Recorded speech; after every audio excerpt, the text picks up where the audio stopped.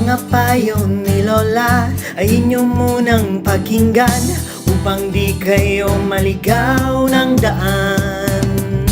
Dahil lang mga bagay ay may tamang panahon, hintayin ninyo ang inyong pagkakataon.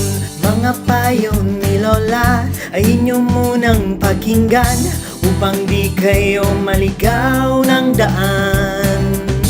Dahil lang mga bagay ay may tamang panahon, hintayin ninyo ang inyong pagkakataon. Kung tunay ang pag-ibig ay maghihintay na mahingi ang pinakamimithing kamay. Pag hinahayaan ng manay umaabuso, pag pinaghihigpitan nagre-rebelde na ang puso. Pero isipin nyo na meron tamang panahon. Ang isip nyo ngayon sa pag-aaral ituon, dahil pag natapos ng maayos ang lahat, walang balakid, walang harang na maitatapat. Alisin mo ang inggit na maaaring sumira, dahil yun ang sagot para tayo lumigaya. Patawarin ang mga taong sa atin nanakit. Alam kong di yun madali dahil ubod ng sakit. Gawing inspirasyon ang pag-ibig sa tagumpay, huwag madaliin. May tamang panahon ng mga bagay, dahil di yan nabibili kung di nararamdaman. Iniingatan, pinagkakaloob, pinaglalaban.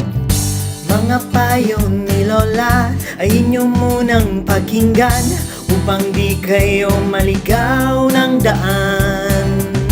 Dahil lang mga bagay ay may tamang panahon, hintayin ninyo ang inyong pagkakataon.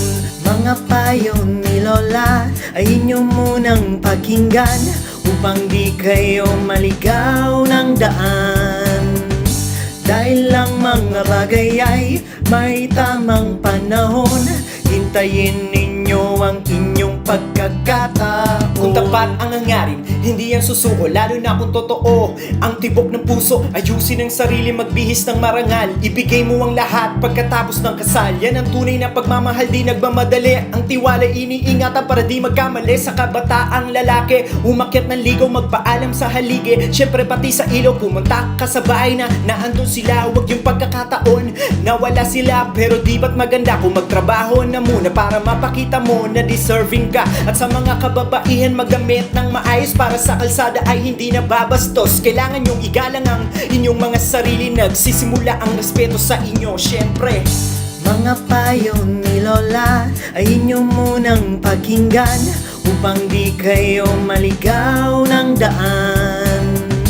Dahil lang mga bagay ay may tamang panahon, hintayin ninyo ang inyong pagkakataon. Mga payo ni Lola ay inyo munang pakinggan upang di kayo maligaw ng daan.